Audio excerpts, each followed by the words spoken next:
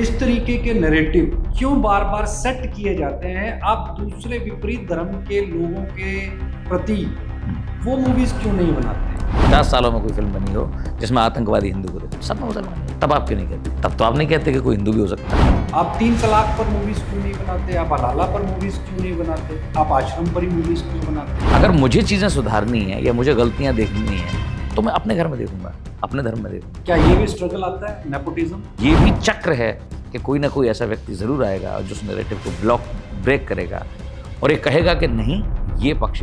Cinema जो है वो एक प्राइवेट सेक्टर, गवर्नमेंट तो चलाती नहीं। क्या आप अपने हक की लड़ाई लड़ सकते हैं? आज जो लोग बहुत ग्लैमराइज हो रहे हैं और लगातार लोगों को लगता है कि सिनेमा में चलते हैं, सिनेमा में चलते हैं, बड़ा पैसा है, ऐसा कुछ है नहीं। थिएटर पर तो आपके पास टेक नहीं है, मूवी के अंदर में आप टेक ले सकते हैं। जो गैप है वो जो थिएटर आर्टिस्ट समझ सकता है वही सिनेमा में है। हर थिएटर करने वाला सिनेमा में नहीं कर सकता। जो सिमट के रह गई है फाइलों के जाल में, गांव तक वो रोशनी आएगी कितने साल।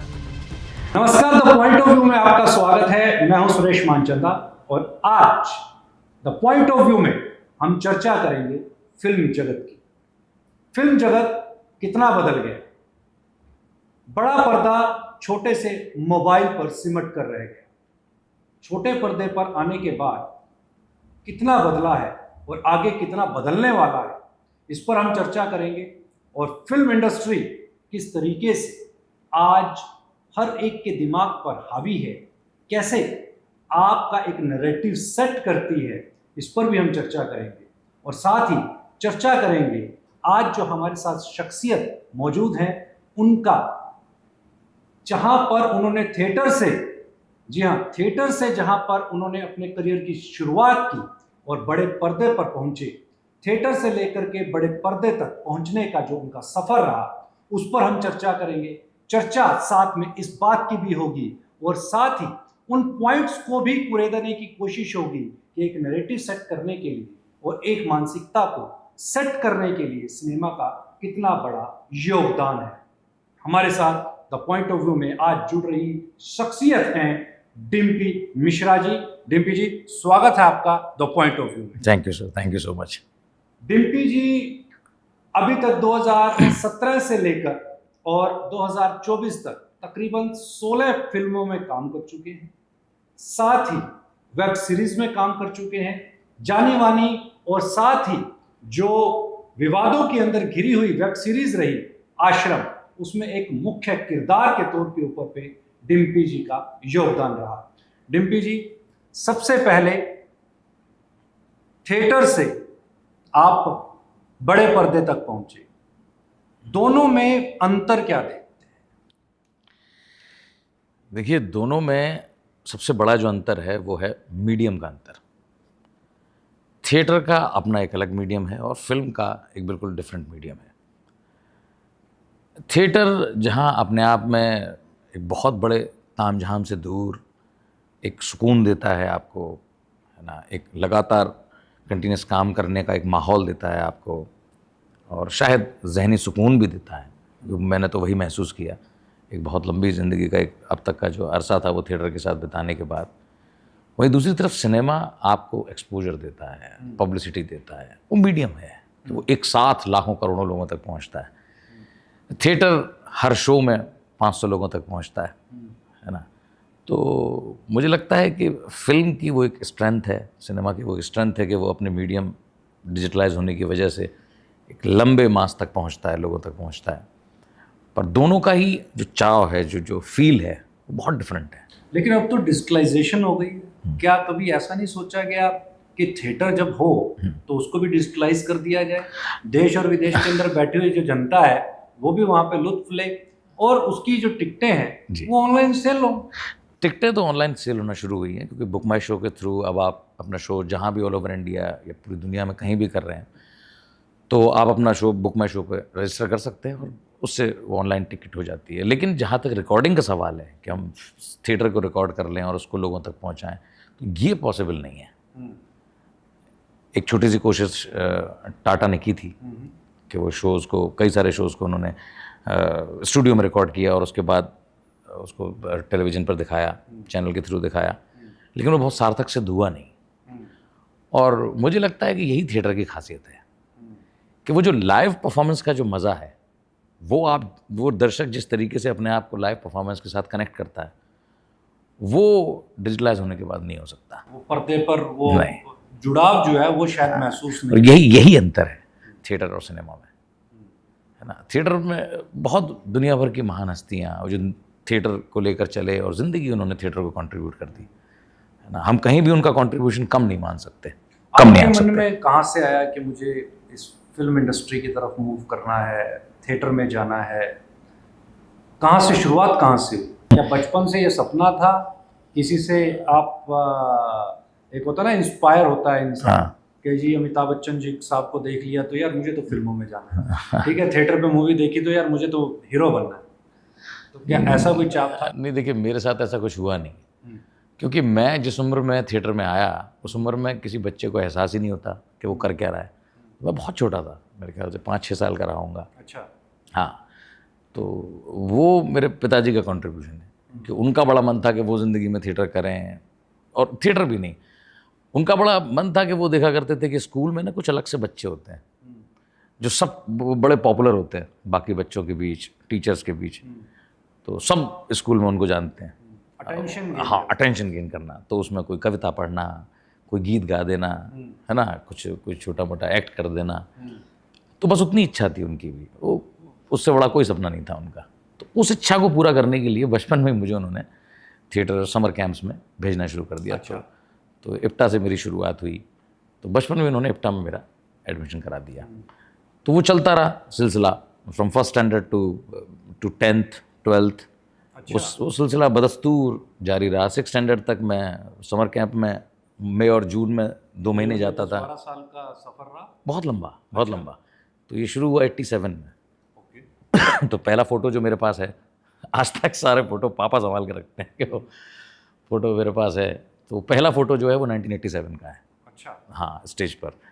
तो वो चलता रहा, लगातार जारी रहा। और जब मैं 6th स्टैंडर्ड में आया तो मेरा इंटरेस्ट देख के, और वो इंटरेस्ट कब डेवलप हुआ मुझे नहीं पता, क्योंकि बचपन से एक ही काम करते करते मैं उसमें इतना रम गया था कि अब दिन रात बस वही सोचता था। आज भी वही सोचता है, वो शायद तो ज़िंदगी भर जारी रहेगा। खैर, तो 6th में मैं सीनियर लोगों के साथ काम करने लगा, तो प्रॉम्प्टिंग करता था, प्रॉक्सी करता था, और बाकी जो थिएटर में काम होते हैं, पानी पिलाना, चाय पिलाना, सफाई कर देना, पानी का मटका भर देना तो यही सब काम करता रहता था। वहीं से देख फिर मेरी क्यूरियोसिटी बढ़ती गई कि ये बड़े लोग कैसे बोलते हैं, सीनियर्स कैसे बोलते हैं, तो मैं बड़ा बन के बोलने लग गया, उनकी प्रॉक्सी करने लग गया। प्रॉम्प्टिंग तो करता ही था। वही सफ़र धीरे धीरे चलता रहा। फिर छोटे छोटे समर कैंप्स में रोल मिलना शुरू हुए, तो मैं छोटे रोल कर लेता था। फिर मेरा रुझान थोड़ा म्यूज़िक की तरफ हो गया, मुझे गाना गाना पसंद आने लगा, कुछ इंस्ट्रूमेंट्स बजाना पसंद आने लगा, तो वो भी कर लेता था। कोई एक टारगेट सेट नहीं था कि मुझे ये करना है या ये बनना है, बस ये ज़रूर था कि सीखना है ना। तो वो चलता रहा। और 8th-9th स्टैंडर्ड में मैंने शायद इतनी समझ आ गई थी, मैं ये सोचने लग गया था कि अब मैं कुछ और नहीं कर सकता, तो अब इसी फील्ड को आगे मुझे कंटिन्यू करना ही होगा। और उसके लिए ऑप्शन थे, क्योंकि पैसे तो थे नहीं, तो उस वक्त 2 ही स्कूल थे, नेशनल स्कूल ऑफ ड्रामा और भारतीय नाट्य अकेडमी। 2 स्कूल थे जहाँ जो गवर्नमेंट सब्सिडाइज्ड हैं, जहाँ बच्चों से फीस नहीं ली जाती। ठीक है। हाँ, तो वही ऑप्शन थे, कोई और ऑप्शन नहीं था। तो दोनों ही स्कूल्स में अप्लाई किया, तो एनएसडी में वेटिंग लिस्ट में रह गया, बीएनए में सेलेक्ट हो गया, तो वहाँ चला गया पढ़ने। ठीक है। 2 साल वहाँ पढ़ा। उसके बाद एक छोटी स्कॉलरशिप फिल्म इंस्टीट्यूट जाने की भी मिलती है, जहाँ हम एप्रिसिएशन ओरिएंटेशन कोर्स करते हैं। तो फिर 4-5 महीने फिल्म इंस्टीट्यूट में पढ़ने का मौका मिला, और उसके बाद वापस आया। ओके। सपना एक ही था कि थिएटर करना है, छत पर रिहर्सल हुआ करे हमारे घर के, बस इतना ही सपना था। अच्छा। हाँ, बस। तो वो बहुत जल्दी पूरा हो गया, छोटी सी उम्र में। मैं शायद आई वाज 23 दैट टाइम। तो 23 साल की उम्र में सपना पूरा हुआ, रिहर्सल करने लगा, थिएटर करने लगा। वर्कशॉप्स करने का मन था कि जगह जगह जो घूमूं, जाऊं, स्टूडेंट्स के साथ वर्कशॉप करूं। वो वर्कशॉप का सिलसिला शुरू हो गया, और वो 12 साल तक चलता रहा। अच्छा। 12 साल, 2017 तक, 2006 to 2017 लगातार। और यकीन मानिए मैं इतना बिजी था कि कभी बेरोज़गार तो रहा नहीं। 6 दिन बेरोज़गार रहा बस। अच्छा। पास आउट होके आया था, उसके 6 दिन ये सोचता रहा कि अब करूँगा क्या। लेकिन 7वें दिन पहला काम मिल गया और तब से वो थिएटर में मिला? हाँ थिएटर में एग्जैक्टली मुझे पहली बार Birla Institute of Management Technology एक बड़ा बी स्कूल है ग्रेटर नोएडा में, तो वहाँ मुझे पहली बार उनका एनुअल फंक्शन डायरेक्टर डिज़ाइन करने का काम मिला। ओके। तो लगभग 12 दिन का वो एक बहुत तो थिएटर्स आप डायरेक्ट करते रहे या आपने पार्टिसिपेट भी उसमें किया, एक्टिंग भी की? मैं मतलब एज अ स्टूडेंट तो जब तक मैं पास आउट हुआ अपना पोस्ट ग्रेजुएशन ड्रामेटिक आर्ट्स में करने तक, तब तक तो रोल ही करना है, और बीच बीच में समर वेकेशंस में जब घर जाते थे तो मैं डायरेक्ट करता था। अच्छा। हाँ, तो वो भी एक बड़ी इच्छा थी कि मैं जो चाहता हूँ वो कर पाऊँ, तो वो भी करने लगा। तो जैसा मैंने आपको बताया कि कोई एक टारगेट सेट नहीं था कि मुझे एक्टिंग ही करनी है या मुझे म्यूज़िक ही करना है, ऐसा कुछ नहीं था। जो मिल जाए वो कर लेता था। तो उसके बाद फिर ये वर्कशॉप करने के बाद कॉन्फिडेंस आया कि मैं काम कर सकता हूँ, लोगों को अपनी बातों से इन्फ्लुएंस कर सकता हूँ, समझा सकता हूँ, स्टूडेंट्स मेरी बात सुनेंगे। और क्योंकि वो बचपन से जारी था कि जब मैं 10th स्टैंडर्ड में था तो 5th स्टैंडर्ड तक के बच्चे दे दिए जाते थे कि अब इन्हें कविताएं सिखाओ, इन्हें गाने सिखाओ, छोटा कोई एक्ट तैयार करो। तो वो एक पढ़ाने वाली इंस्टिंक्ट वो थी बचपन से, तो वही करियर बन गया। और उसके बाद फिर लगातार 12 साल तक हमने एक ग्रुप फाउंड किया, आगरा शहर में रहे और एक बहुत खूबसूरत सी अपनी एक दुनिया बनाई जिसमें जहाँ थिएटर का नामो निशान नहीं था, अमेच्योर ही चल रहा था, सब चल रहा था। और एक ही ग्रुप था इप्टा, तो क्योंकि वो मदर ग्रुप था वहीं सीखा, पले बड़े। उसके बाद फिर गुरुजी की आज्ञा से ही फिर मैंने प्रोफेशनली काम करना शुरू किया और 4 साल बड़ी मेहनत करने के बाद, पूरे शहर के लोगों को जोड़ने के बाद एक बहुत अच्छी कम्युनिटी, लगभग 1,500 लोगों की एक कम्युनिटी ऐसी बन के तैयार हुई जो प्रोफेशनल थिएटर टिकट लेकर देखना चाहती थी। और ये सिलसिला बदस्तूर लगभग 12 सालों तक जारी रहा और बड़े खुश थे हम कि लगातार ऑडियंस, हम हर 45 डेज़ के बाद एक नया शो करते थे। थिएटर से खर्चा चल जाता था? अच्छा, एक नौकरी थी साथ में, वो भी थिएटर की, तो साथ में 5 बजे तक नौकरी करना, उसके बाद फ्री ऑफ कॉस्ट बच्चों को पढ़ाना, सिखाना और नया नाटक तैयार करना, फिर नाटक कर देना। और क्या चाहिए थिएटर से, और क्या एक्सपेक्ट करते हैं आप, है ना? जो आपका दिल करता है, जो मन करता है, वही काम आप सुबह से लेकर शाम तक करते हैं, है ना? और उसमें बिजी रहते हैं और उतना मिल जाता है जिससे सब कुछ अच्छे से चल जाता है। That's it. तो यही सिलसिला लगातार 12 साल तक जारी रहा। तो थिएटर से पहला फिल्म में आपको जो रोल है वो कब मिला और कैसे मिला? 2017 में मुझे पहली बार ये मौका मिला। संजय दत्त साहब की कमबैक फिल्म थी, उमंग कुमार से डायरेक्ट कर रहे थे, तो भूमि, वो उसका एक बड़ा पार्ट आगरा में शूट होना था और बाकी पार्ट उसका मुंबई में था। तो उस फिल्म में मुझे लीड इन्वेस्टिगेशन ऑफिसर के लिए मेरे पास वो ऑफ़र आया कि आप करें, और मैं क्रेडिट देता हूँ पराग मेहता साहब, बड़े कास्टिंग डायरेक्टर हैं, बहुत ही ज़हीन आदमी। तो उन्होंने मुझे अप्रोच किया कि आप करिए ये रोल।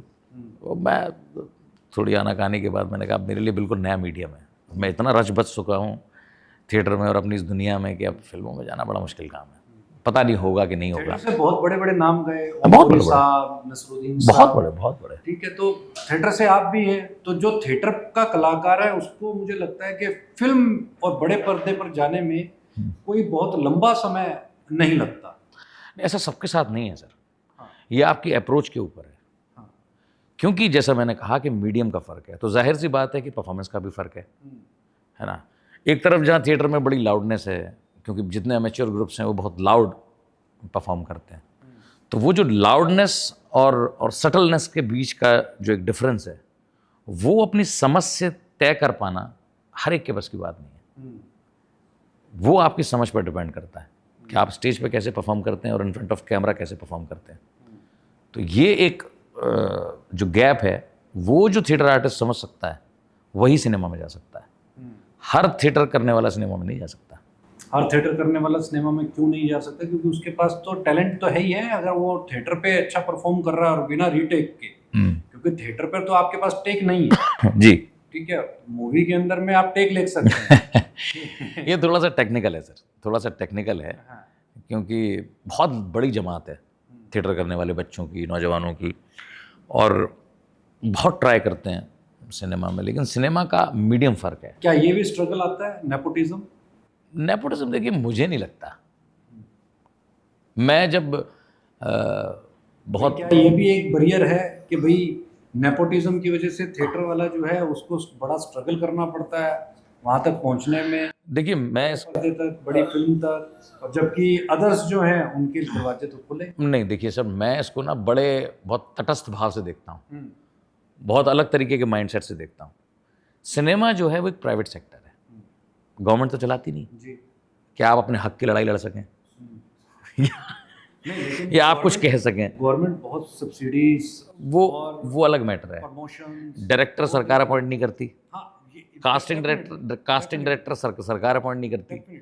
तो जाहिर सी बात है कि मैं जब सोचता हूँ कि एज अ न्यू कमर मुझे सिनेमा में जाना है या मैं उसमें पार्टिसिपेट करना चाहता हूँ, तो I have to prove myself. मुझे साबित करना होगा खुद को, है ना। अब जाहिर सी बात है कि मान लीजिए कि शाहरुख खान साहब का बेटा है और वो बहुत टैलेंटेड है, तो जाहिर सी बात है कि शाहरुख खान साहब पहले अपने बेटे को ऑफर करेंगे, है ना, उन्हें उसे सपोर्ट करेंगे। महेश भट्ट साहब अपनी बिटिया को सपोर्ट करते हैं, तो जाहिर सी बात है कि भाई वो उनकी बनाई हुई सल्तनत है, वो उनकी बनाई हुई चीज़ है, वो जिसको चाहे सपोर्ट करें। आपके अंदर अगर उस बैरियर को तोड़ने की काबिलियत है तो आप डेफिनेटली तोड़ेंगे। और बहुत सारे बड़े बड़े एग्जाम्पल्स हैं, बड़े लोग हैं, राजकुमार राव, विक्रांत मैसी, जो आज की डेट में बड़े नाम हैं, है ना, दुनिया भर के नाम हैं। विजय राज साहब हैं, है ना, नवाजुद्दीन सिद्दीकी साहब हैं, ये ढेरों नाम हैं। तो मुझे जहाँ तक मैं जब सोचता हूँ तो लगता है कि जाहिर सी बात है भाई, जिसने सल्तनत बनाई है, जिसने अपना वो मुकाम बनाया है, वो जाहिर सी बात है कि पहला ऑफर अपने क्लोजेस्ट जो होगा उसको देगा, है ना। और अगर आप उससे भी टैलेंटेड अपने आप को साबित करते हैं तो डेफिनेटली आपके पास इतने सारे एग्जाम्पल्स हैं, आप जाइए करिए ना, बाकी आपका काम बोलेगा। बाकी आपका काम बोलेगा। लेकिन काम तो तब बोलेगा जब ब्रेक मिलेगा। ब्रेक तो तभी मिलेगा जब आप टैलेंटेड होंगे मुझे क्योंकि ये बड़ा कमाल की बात है, क्योंकि मैं सुनता हूँ, देखता हूँ कि मैं तो आगरा में बैठा था, हाँ, है ना, मैं तो नहीं गया कभी ऑडिशन देने, हाँ, कभी नहीं गया, ठीक है, मैंने कोई ऑडिशन नहीं दिया। ठीक है। मैं आगरा में बैठा था, एक सज्जन पुरुष आए, ठीक है उन्होंने कहा भाई आप रोल कर लो, तो मैं अगर फिट बैठूंगा तो कर लूँगा, नहीं फिट बैठूंगा तो नहीं करूँगा। ठीक है। जाहिर सी बात है, मैं शायद फिट बैठ गया तो मुझे रोल मिल गया।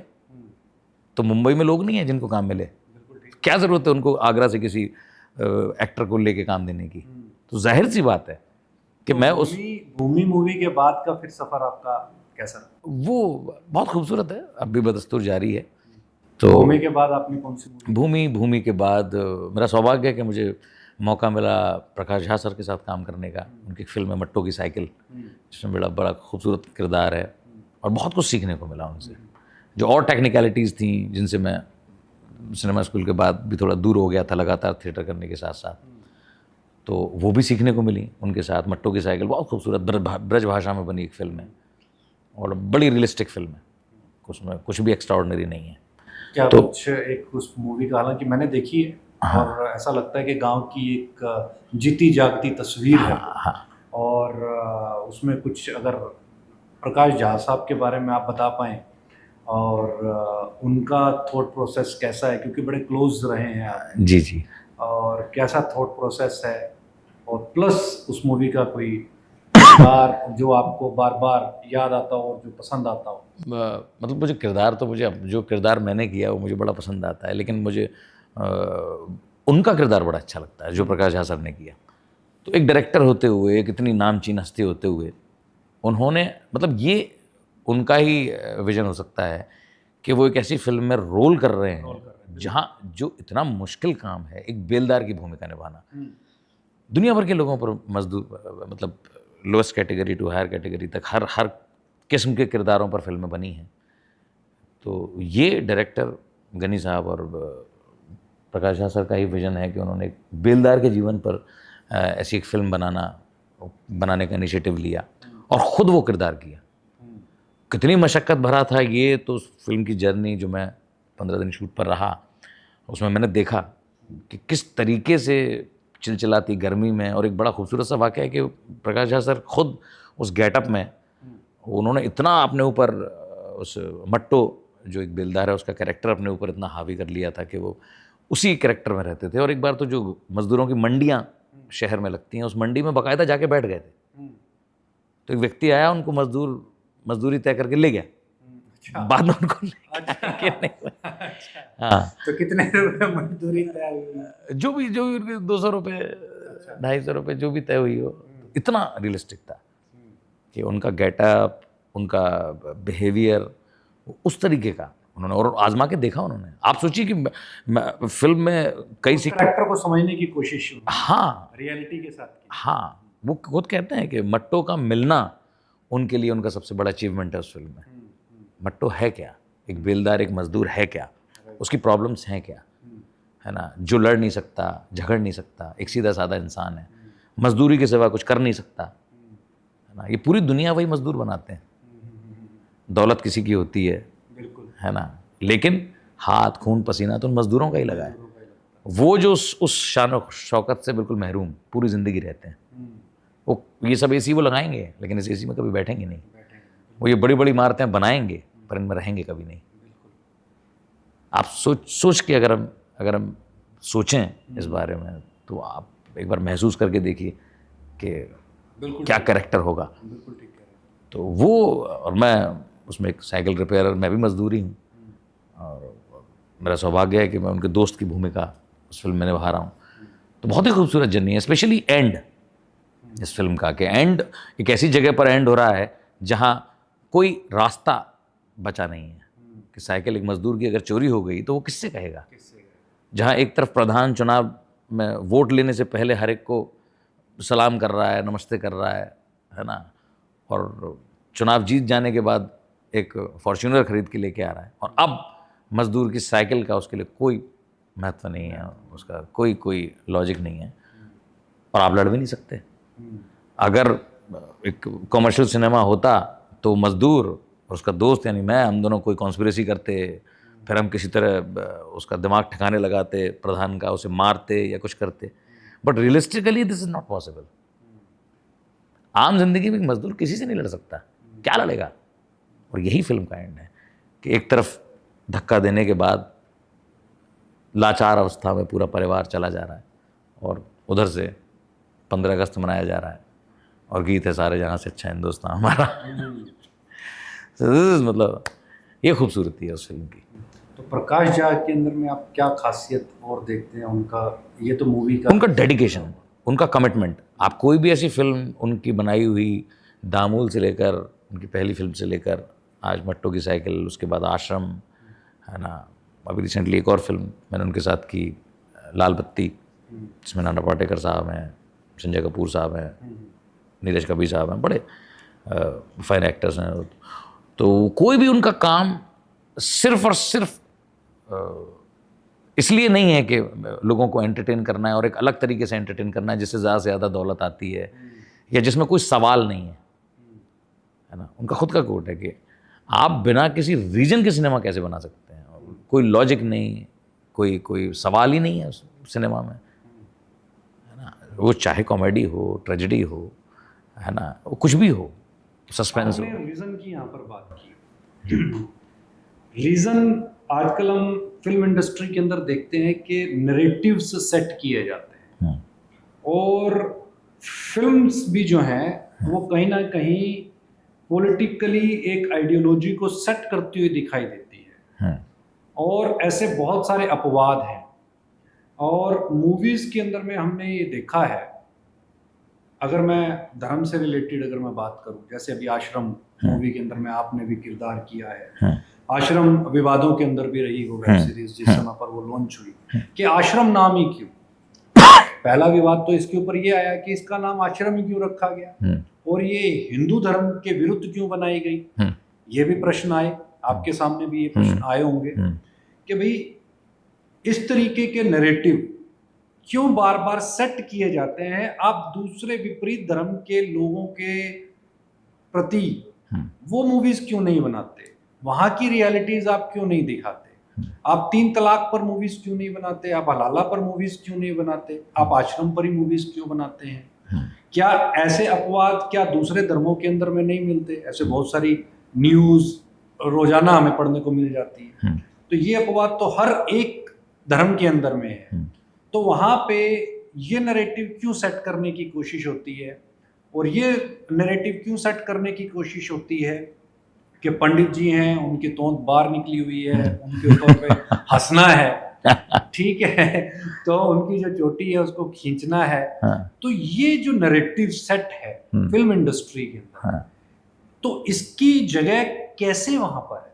देखिए, फिर मैं इसको फिर बड़े अलग नज़रिए से देखता हूँ, हाँ, है ना। मेरे अपने विचार हैं, मैं बिल्कुल ये नहीं कहूँगा कि ये मैं किसी और पर थोपूं या ना थोपूं, तो बिल्कुल नहीं है।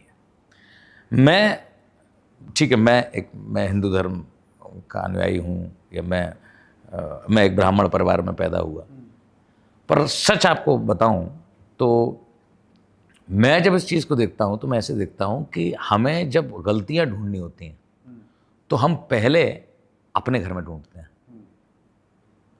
वो जो दूसरे के घर में गलती ढूंढते हैं वो अपने घर को कभी राइट ट्रैक पे ले जा नहीं सकते।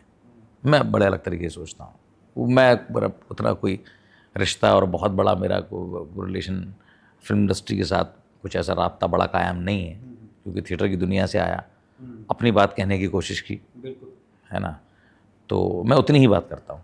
तो मुझे ये लगता है कि अगर मैं एक हिंदू होते हुए अगर मुझे चीज़ें सुधारनी है या मुझे गलतियाँ देखनी है तो मैं अपने घर में देखूंगा, अपने धर्म में देखूंगा, ठीक है। उसका एक नैरेटिव तो वहां पर जा रहा है ना, वो मैसेज तो वहां पे फिट हो रहा है ना कि अच्छा ये ब्राह्मण जो है ना वो ऐसे ही होते नहीं, देखिए, आप इसको दूसरी तरीके से देखिए। मुझे एक ऐसी फिल्म बता दीजिए जिसमें आतंकवादी हिंदू दिखाया।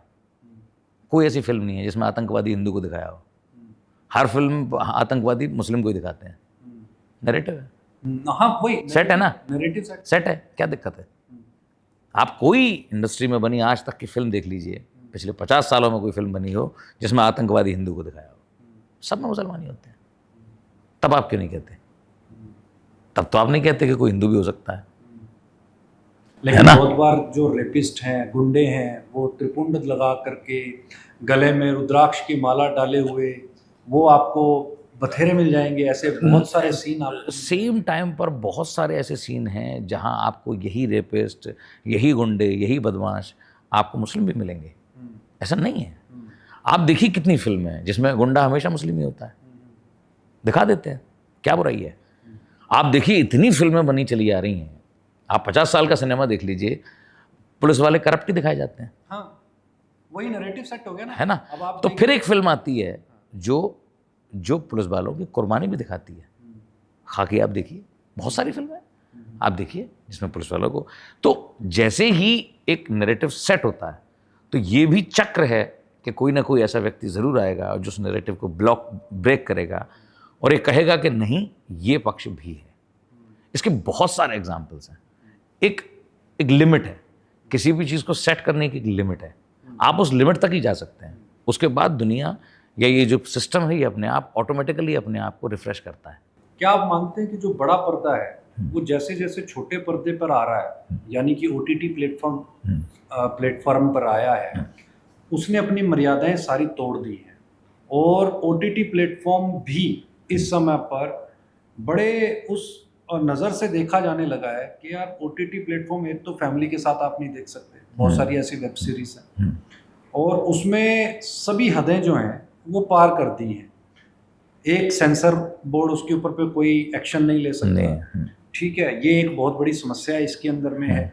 उसको आप किस नज़र से देखते हैं कि भाई अब तो वहाँ पे जो चीज़ है जो आपके पास बड़े पर्दे के ऊपर पे ब्लॉक थी ना, जिसको आप खुल करके दिखा नहीं सकते थे, तो भैया आपको एक ऐसा रास्ता मिल गया है कि भैया इस OTT प्लेटफॉर्म पे आप जितना नंगापन है वो अगर आप बेच सकते हैं वो आप बेचिए, जितना सेक्स है वो आप बेच सकते हैं वो आप बेचिए, जितनी आप गाली गलौज यहाँ पर बेच सकते हो वो आप बेचिए, और वो बिक रही है। इसको भी मैं सेम नज़र से देखता हूँ। हाँ, देखिए, जो चीज़ें हमें आसानी से अवेलेबल नहीं है, हाँ, हम कहते हैं कि ये तुमको दूसरे जन्म में मिलेंगी, ठीक है।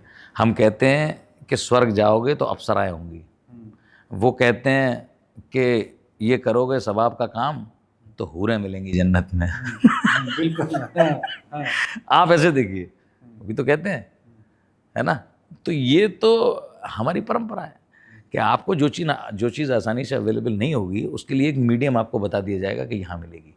तो मुझे लगता है कि जैसे ही OTT आया तो लोगों को एक हरी झंडी मिल गई, एक स्पेस मिल गया जहाँ वो जो वल्गैरिटी या एब्यूजिव लैंग्वेज जो आसानी से नहीं परोस पा रहे थे just because of sensor board, तो उनको ये मौका मिल गया कि वहाँ वो परोस सके। लेकिन फिर मैं अपनी बात दोहराता हूँ कि वक्त फिर बदलता है, रिफ़्रेश होता है। उसी OTT प्लेटफॉर्म पर जहाँ आप वल्गैरिटी की बात करते हैं, जहाँ आप एब्यूजिव लैंग्वेज की बात करते हैं, उसी OTT प्लेटफॉर्म पर आज इतनी खूबसूरत वेब सीरीज़ हैं। आप पंचायत देखिए, आप गुल्लक देखिए, आम आदमी फैमिली देखिए, ऐसी तमाम चीज़ें हैं जिनको आप सोच नहीं सकते थे इस एरा में। और कौन बना रहा है? वो मेन स्ट्रीम सिनेमा मेकर्स नहीं बना रहे हैं, वो IITians बना रहे हैं। आप सोचिए, मेन स्ट्रीम सिनेमा मेकर तो इसी में फंसे रह गए कि हम और कैसे एंटरटेनिंग बना दें और कौन सी ऐसी चीज़ ला दें, कितने कपड़े कम करा दें, क्या कर दें। अचानक से कुछ पढ़े लिखे लोग आए जो उस मेन स्ट्रीम से जुड़े भी नहीं हैं और उन्होंने कहा चलो यार ऐसा करते हैं ना, एक घर की बात करते हैं, चलो गांव की पंचायत की बात करते हैं, है ना, चलो आओ घर की जो आपसी चकल्लस है उसकी बात करते हैं। और आप देखिए व्यूअरशिप कितनी है, लोग कितना पसंद कर रहे हैं। मैं फिर हमेशा एक बात कहूँगा कि वक्त अपने आप को खुद बदलता है। बोर हो गए सब लोग देख देख के वही इश्क मोहब्बत की कहानियाँ जो शुरू हुई थी मुग़ल आज़म से लेके आज तक। हर फिल्म में इश्क मोहब्बत है। अरे कितनी इश्क मोहब्बत और कितनी देखोगे भाई, है ना। तो वो बदली, वो ट्रेंड जब बदला तो उसकी जगह ले ली सस्पेंस ने, थ्रिलर ने, इन गाली गलौचों ने और सब ने ले ली। अब एक वक्त आएगा जब इससे भी लोग बोर हो जाएंगे, यार ये कब तक देखें, हर एक में वही चाकू भोंके जा रहे हैं, हर एक में वही गोलियां बरस रही हैं, है ना। ट्रेंड बदलता है, ट्रेंड बदलेगा अपने आप, चीज़ें अपने आप को खुद बदल देती हैं। इंसान एक वक्त के बाद बोर हो जाता है और फिर मोनोटोनस फील करता है, तो फिर कुछ और ढूंढने की कोशिश करता है। तो यही सत्य है। आपकी बेहतरीन, सबसे बेहतरीन मूवी फिल्म कौन सी रही और सबसे बेहतरीन थिएटर कौन सा रहा? मेरा जो थिएटर की अगर बात करूं तो मेरा एक शो आदरणीय जावेद सिद्दीकी साहब का लिखा हुआ और सलीम आरिफ साहब का डिज़ाइन किया एक शो है श्याम रंग।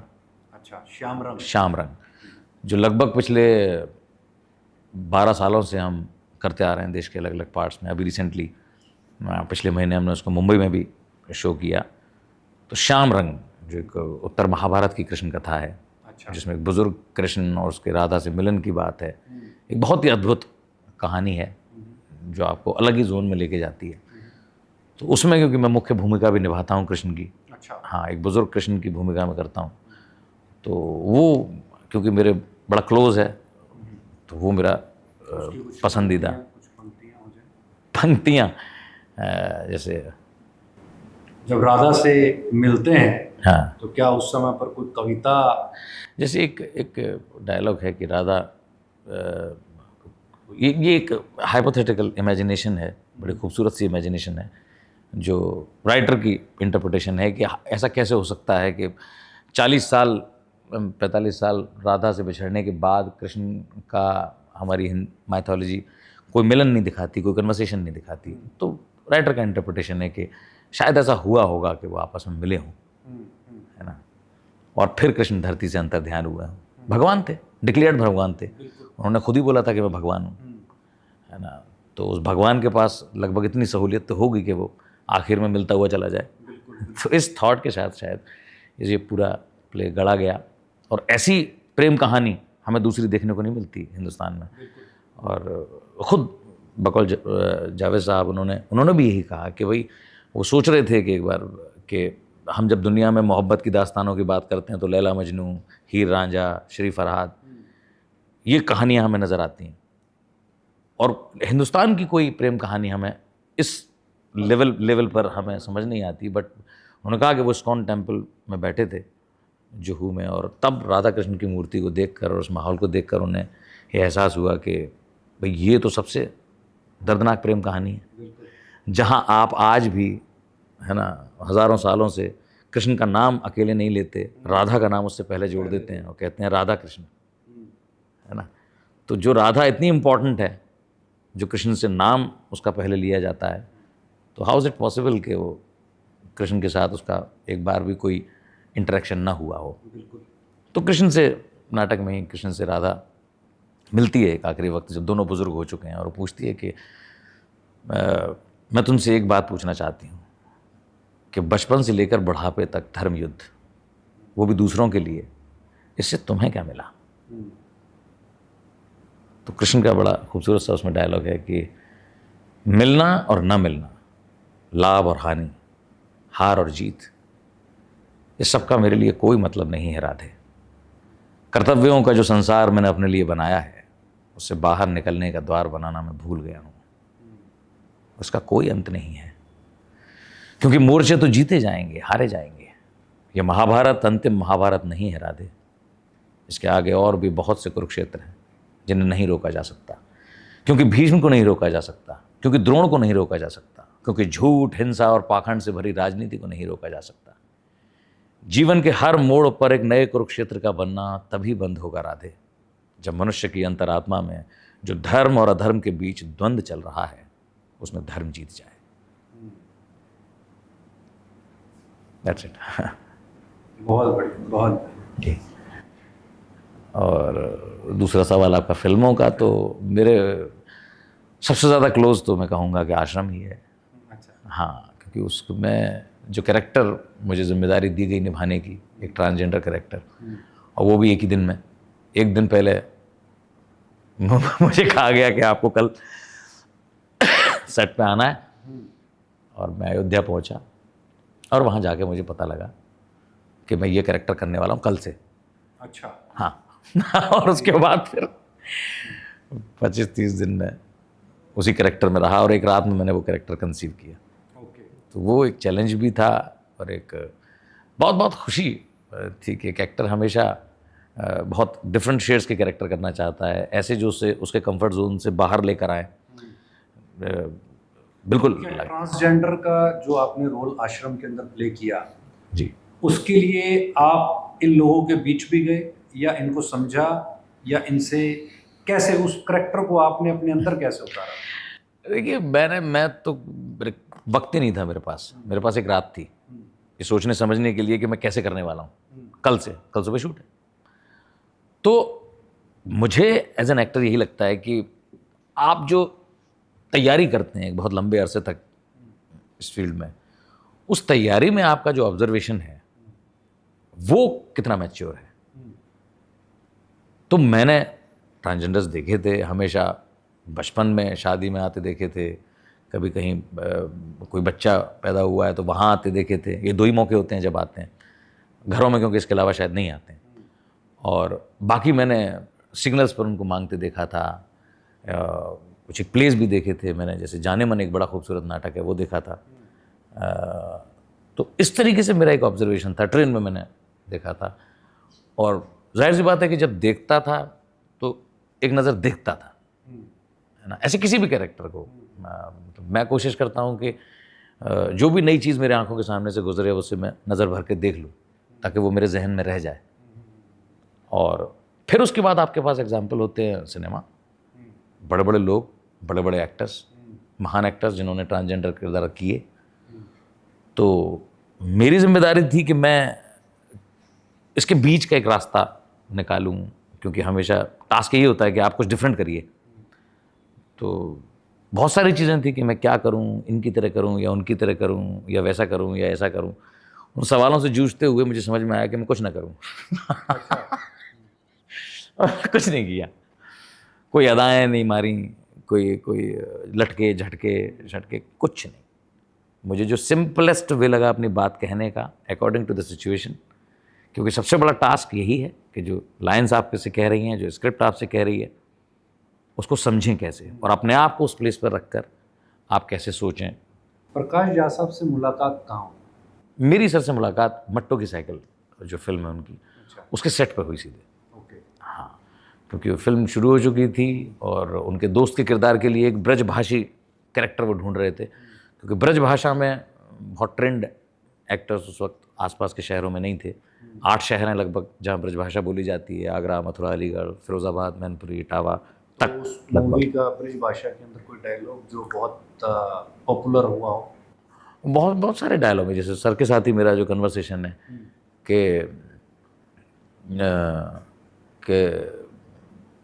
मट्टो भैया हमारी सुन ले करो कबू, एक तो यार तुम कछु जानते ना हो और फिर तुम कहो कि मानते ना हो।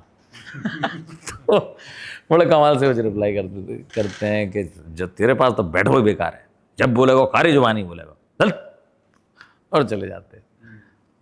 तो एक बहुत बहुत अच्छी याद है उस फिल्म के साथ। फिल्म इंडस्ट्री इस समय पर बड़ी तेजी के साथ बदल रही है। जी। ग्लैमर है और उस ग्लैमर की तरफ अट्रैक्शन बहुत ज़बरदस्त है। जो युवा जो हैं वो ये चाहते हैं कि भाई हमें भी नाम और फेम तुरंत रातों रात मिल जाए। जी।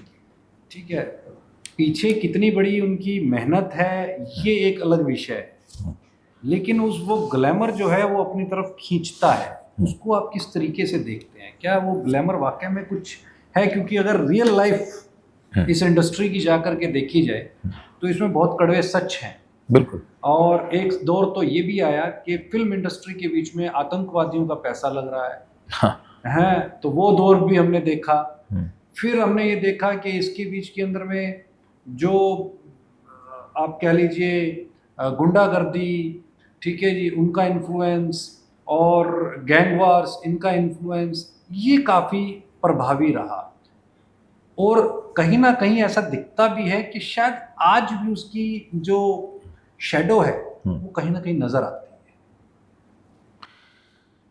देखिए, बहुत उस डिटेल में समझना जाना, तो अब ये तो वो जाने जो जो रमे हुए हैं, जिनको उससे बहुत दौलत कमाई है या कमानी है।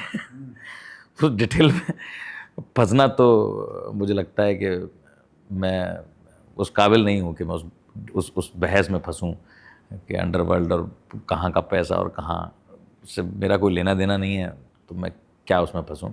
लेकिन इस सवाल का जवाब ज़रूर मैं देना चाहूँगा कि आज जो लोग बहुत ग्लैमराइज हो रहे हैं और लगातार लोगों को लगता है कि सिनेमा में चलते हैं, सिनेमा में चलते हैं, बड़ा पैसा है, ऐसा कुछ है नहीं। बड़ा मुश्किल काम है, बहुत मुश्किल काम है। आप सोचिए कि इस 150 करोड़ की आबादी के देश में सबसे मुश्किल प्रोफेशन क्या है? हम अगर बोलें कि साहब यूपीएससी क्रैक करना बड़ा मुश्किल काम है, आईएएस पीसीएस बनना मुश्किल काम है, तो कितने आईएएस पीसीएस होंगे? ज़्यादा नहीं तो पूरे देश में 2000, 5000, 6000 कुछ तो ऐसी तादाद में होंगे, है ना। डिफेंस सर्विसेज में जाना बड़ा मुश्किल काम है, ऑफिसर बनना बहुत मुश्किल काम है, आईएमए में जाना या एनडीए में जाना या ओटीए में जाना। तो आप देखेंगे तो कम से कम फौज में अगर अफसरों की बात करेंगे तो हज़ारों की तादाद में तो होंगे। फिर आप कहते हैं डॉक्टर बड़ा मुश्किल है, तो 1-8 करोड़ तो डॉक्टर होंगे पूरे देश में। फिर दूसरे किसी भी प्रोफेशन की बात कीजिए, आपको लगता है एडवोकेट, तो कितने हज़ार एडवोकेट होंगे? हज़ारों की तादाद में होंगे ना।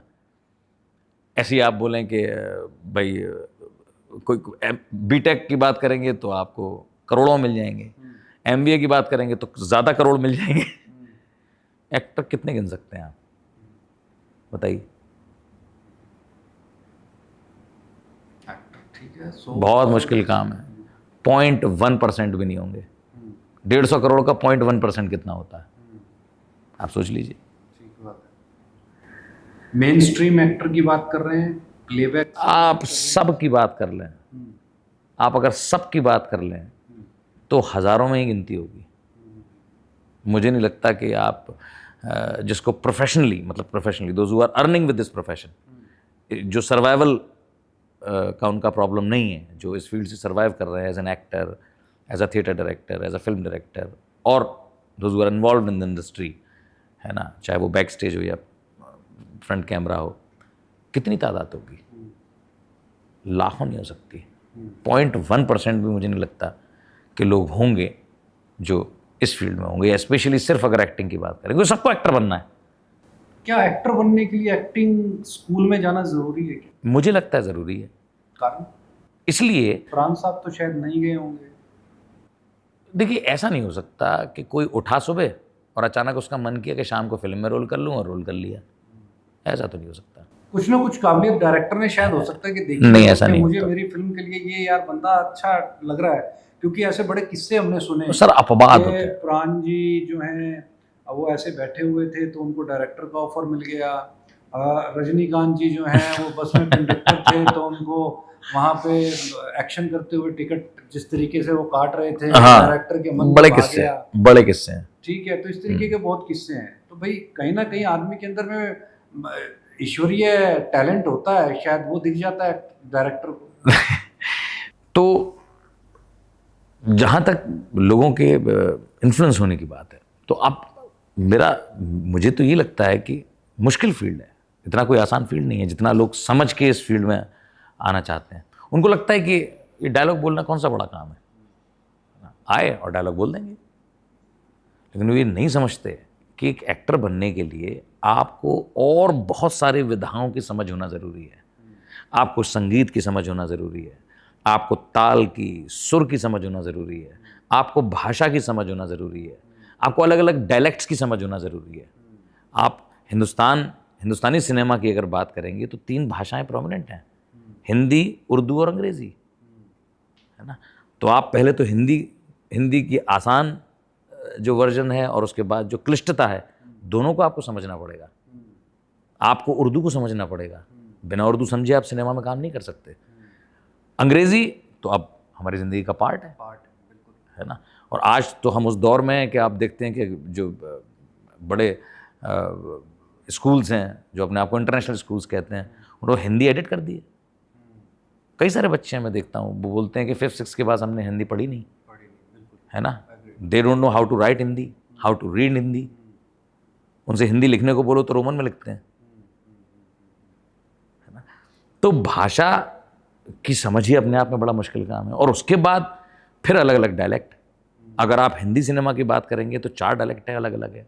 आपको ब्रज भाषा का डायलेक्ट है, बुंदेली का डायलेक्ट है, अवधी का डायलेक्ट है। आप जो लगातार वेब सीरीज़ देखते आ रहे हैं, आप चाहे मिर्ज़ापुर देख लीजिए, आप गैंग्स ऑफ वासेपुर देख लीजिए। भाषा पर जब तक पकड़ नहीं होगी तो निश्चित तौर के ऊपर देखिए, आपने अभी बात की कि अभी आपने मट्टो की साइकिल, ठीक है, ब्रज भाषा।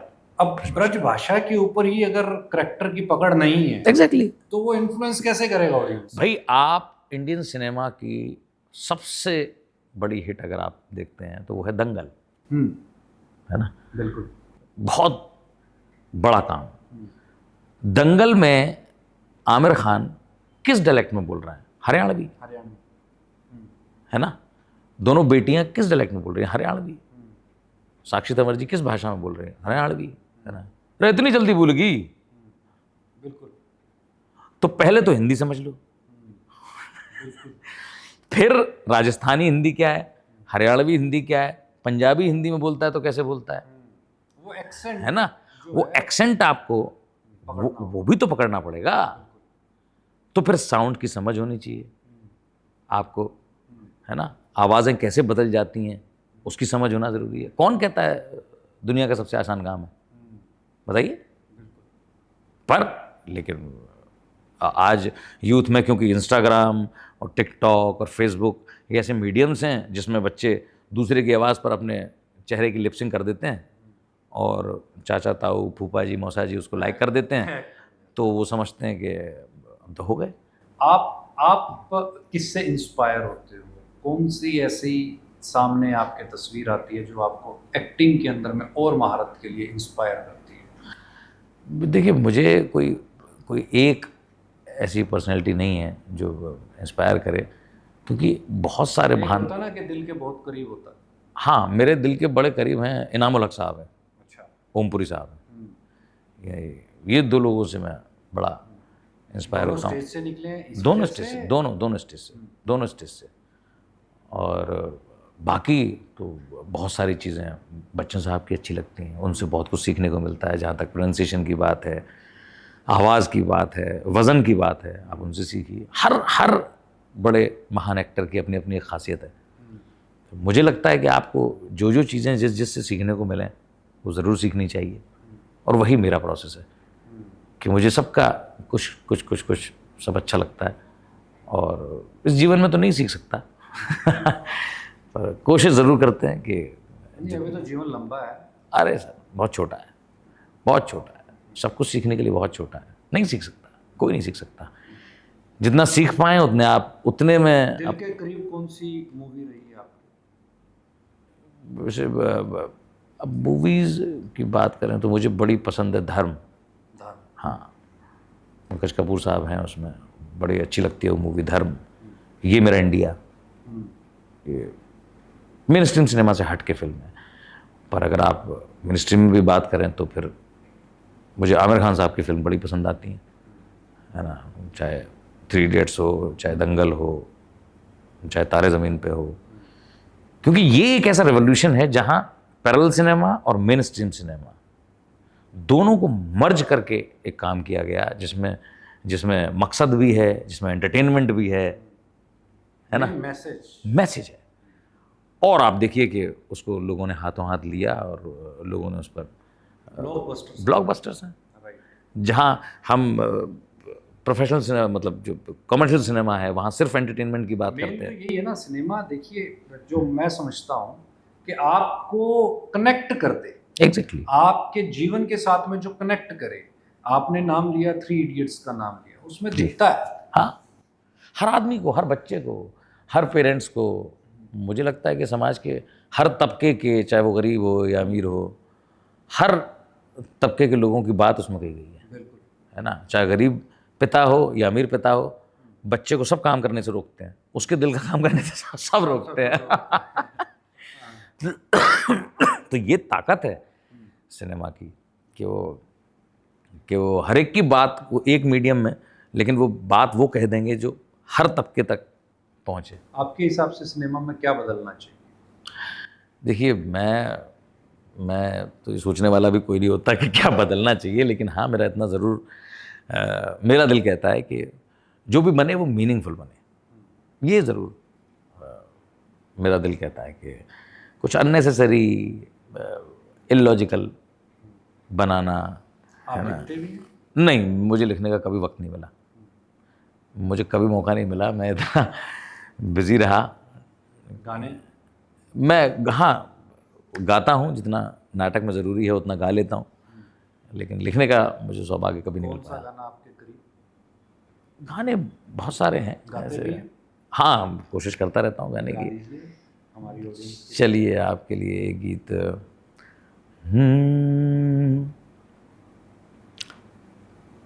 जैसे मैं अभी अपने पॉडकास्ट से पहले आपसे जिक्र कर रहा था, वही गीत आपको सुना देता हूँ कि बाबा नागार्जुन साहब का लिखा है गीत है, सालों पहले एक शो के लिए मैंने कंपोज किया था।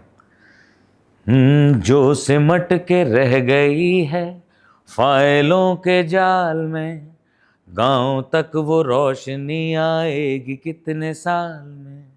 जो सिमट के रह गई है फाइलों के जाल में, गांव तक वो रोशनी आएगी कितने साल में। बूढ़ा बरगद साक्षी है किस तरह से खो गई, राम सुध की झोंपड़ी सरपंच की चौपाल में, राम सुध की झोंपड़ी सरपंच की चौपाल में। के खेत जो सीलिंग के थे सब चक में शामिल हो गए, हमको पट्टे की सनद मिलती भी है तो ताल में। हाँ, जो सिमट के रह गई है फाइलों के जाल में, गांव तक वो रोशनी आएगी कितने साल में। बहुत बढ़िया आवाज़, बहुत बढ़िया आवाज़। और मुझे लगता है कि साक्षात माँ सरस्वती की कृपा है। अरे और आने वाली फिल्म के बारे में अगर कुछ बता पाएँ कि आपकी अगली फिल्म कौन सी आ रही है? मेरी अभी कुछ फिल्में हैं, कुछ एक फेस्टिवल फिल्म्स हैं, जैसे भी एक फिल्म है क्रिमिनल्स, जो कुछ एफटीआई के स्टूडेंट्स और निफ्ट के स्टूडेंट्स ने मिल के एक फिल्म बनाई है, जो बड़ा फेमस दोस्तोस्की साहब का एक नावल है क्राइम एंड पनिशमेंट, उससे इंस्पायर्ड ये पूरी कहानी है, इसमें मेरी अच्छी भूमिका है। एक फिल्म है अभी फेस्टिवल में ट्रैवल कर रही है, दिल्ली डार्क, एक फिल्म मैंने आपसे जिक्र किया, प्रकाश झा सर की डायरेक्टेड फिल्म है जिसका टेंटेटिव नाम लाल बत्ती है, इट्स वेब सीरीज़, तो वो है जो मैंने काम किया है। अभी रिसेंटली काम कर रहा हूँ, सुधीर मिश्रा साहब की फिल्म है children of freedom, web series, वो है, अभी रिसेंटली कंप्लीट हुई है। तो ऐसे कुछ किरदार हैं छोटे मोटे। बहुत बढ़िया। आप स्टूडियो में आए और आपने ये तमाम जानकारियाँ हमारे दर्शकों के साथ में साझा की, और मुझे लगता है कि जल्द ही दोबारा जब आपकी लाल बत्ती और ये चिल्ड्रन ऑफ फ्रीडम आएगी तो तब फिर एक पॉडकास्ट और उसके ऊपर ज़रूर चर्चा होगी और एक ब्रीफ डिस्कशन होगी। हालांकि फिल्म का जो टॉपिक है वो इतना वाइड है और इतना लंबा है कि इसके ऊपर पे मुझे लगता है कि सीरीज पर सीरीज बनाई जाए तो शायद बिल्कुल है जी, बिल्कुल है। क्लासिकल फिल्म्स हैं, हाँ, फिर आपके पास में रोमांटिक हैं, फिर किस नज़र से इसको समझा जाना चाहिए। आपने कहा कि एक मीनिंग जाना चाहिए, वो कैसे मीनिंग जाना चाहिए, उसका मेथड क्या होना चाहिए, उसमें कहीं मिलावट ना हो, इसका कैसे ध्यान रखा जाना चाहिए। ऐसे बहुत सारे इसके अंदर में टॉपिक हैं और मुझे लगता है कि इसके ऊपर पे जितनी लंबी चर्चा की जाए शायद बिल्कुल कम है, एंडलेस। मुझे लगता है कि हम एक जल्द फिर से दूसरे पॉडकास्ट के लिए मिलेंगे और ये सिलसिला इसी तरीके से बदस्तूर जारी रहेगा जी। लेकिन आप आए और ये तमाम जानकारी आपने दर्शकों के साथ साझा की, इसके लिए आपका बहुत बहुत शुक्रिया और जल्द मुलाकात होगी। इसी आश्वासन के साथ में द पॉइंट ऑफ व्यू से अब विदा लेने का समय है। और मुझे लगता है कि बहुत सारी चीज़ें, बहुत सारे मिथ, हर एक आर्टिस्ट की अपनी एक विचारधारा, अपनी एक आइडियोलॉजी होती है, वो इस पॉइंट ऑफ व्यू में कुछ ना कुछ आप तक जरूर मैसेज पहुंचा होगा। और क्या होना चाहिए फिल्म इंडस्ट्री को लेकर के, किस तरीके के सवालात होने चाहिए, कौन से पॉइंट्स को आर्टिस्ट के सामने रखना चाहिए, ये हमारी आपसे भी गुजारिश होगी कि आप इस पॉडकास्ट के नीचे कमेंट में जरूर बताएं कि आपके क्या सवाल हैं, आपके क्या पॉइंट्स हैं जो अगले पॉडकास्ट के अंदर में हम आप तक पहुंचा सकें। तब तक के लिए दीजिए विदा।